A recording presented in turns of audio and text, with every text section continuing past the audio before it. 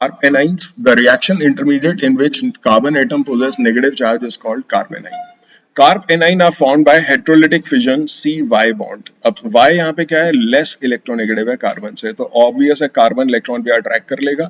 और carbon centre bearing negative charge has one lone pair. ये एक इंपॉर्टेंट बात यहाँ पे ध्यान रखना, पीछे लोन पेयर्स नहीं थे, अनपेयर्ड इलेक्ट्रॉन था फ्री रेडिकल में, कार्बोकेटाइन में कुछ भी नहीं था, यहाँ एक लोन पेयर आएगा. और carbon atom bearing negative charge आपके 8 इलेक्ट्रॉन्स पूरे कंप्लीट हैं. तो देख सकते हैं अगर ये बॉन्ड टूटेगा, हेटेरोलिटिक फिजन है, यहाँ नेगेटिव चार्ज इधर पॉजिटिव चार्ज, ये कार्बेनाइन आपका कहलाएगा. अगर आप यहाँ पे आर की वैल्यू डिफाइन कर देते हैं तो टर्शियरी ब्यूटाइल कार्बेनाइन आपका हो जाएगा. तो लोन पेयर भी है और 3 सिग्मा बॉन्ड भी है.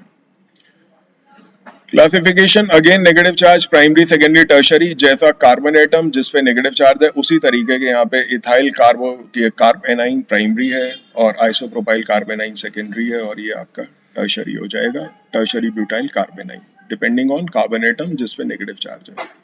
Orbital structure of कार्बेनाइन, orbital structure में यहाँ पे हाइब्रिडाइजेशन sp3 है, क्योंकि नंबर ऑफ लोन पेयर आप देख सकते हैं 1 है और सिग्मा बॉन्ड आपके कितने हैं, 3 है.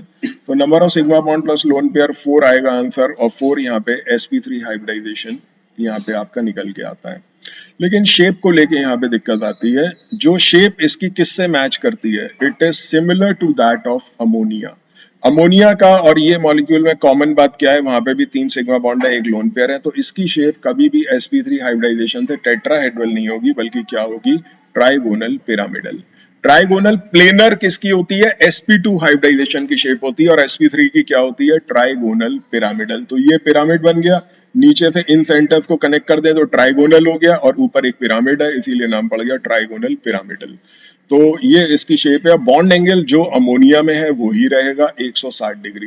हालांकि ये चीज थोड़ी सी अलग हो सकती है, क्योंकि यहाँ एल्काइल ग्रुप है, वहाँ हाइड्रोजन है अमोनिया में, तो हाइड्रोजन के बीच का रिपल्शन कम होगा, इनका ज्यादा होगा, तो थोड़ा स्लाइटली ग्रेटर हो सकता है, बट इसके आसपास ही होगा. 160 डिग्री आप रिपोर्ट कर सकते हैं.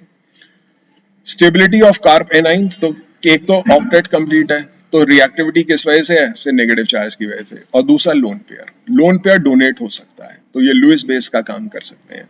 तो पीछे अगर हम देखें जो कार्ब एनाइन थे, ये मतलब कार्ब एनाइन है, ये आपका लुइस बेस हो सकता है, लेकिन कार्बोकेटाइन जो है वो आपका लुइस एसिड हो सकता है, क्योंकि वो इलेक्ट्रॉन पेयर ले सकता है. तो हाई रिएक्टिविटी यहाँ पे 2 वजह इसकी ये लिखी है. रेडिली अटैक्ड बाय इलेक्ट्रोफाइल्स जो पॉजिटिवली चार्ज रिएजेंट्स हैं. स्टेबिलिटी जो है कार्बेनाइन की is can be compared on the basis of inductive effect. तो पहले समझ लेते हैं. यहाँ पे देखिए 3 एल्काइल ग्रुप हैं.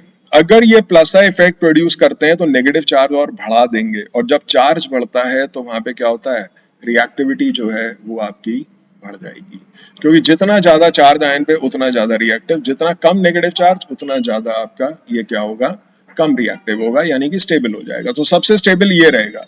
यहाँ पे एक एल्काइल ग्रुप है जो प्लसा इफेक्ट प्रोड्यूस कर रहा है, डेल्टा नेगेटिव चार्ज 1 आएगा, यहाँ पे कितने आएंगे, 2 आएंगे नेगेटिव चार्ज, और यहाँ पे 3 आएंगे. तो 3 डेल्टा नेगेटिव चार्ज यहाँ पे इस कार्बन पे आएंगे, तो ये सबसे ज्यादा रिएक्टिव हो जाएगा और सबसे कम स्टेबल. तो स्टेबिलिटी सबसे कम टर्शरी कार्बो एनाइन की है, और सबसे ज्यादा है आपके प्राइमरी की.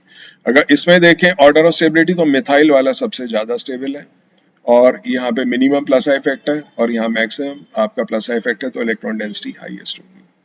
तो इस बेसिस पे स्टेबिलिटी ऑफ कार्बेनाइंस आप बता सकते हैं. तो रिलेटिव स्टेबिलिटी इंडक्टिव इफेक्ट के बेसिस पे, greater the plus I effect on carbon atom negative charge, lower will be the stability. Order of stability में प्राइमरी बिल्कुल ठीक कार्ब कैटाइन के उल्टा ऑर्डर है ये स्टेबिलिटी का, और उसी बेसिस पे आप रिएक्टिविटी डिसाइड करिए. तो कोई एक ऑर्डर याद करना, और मेरा रिकमेंडेशन है स्टेबिलिटी के ऑर्डर हर जगह याद करिए, रिएक्टिविटी के उल्टे होते हैं.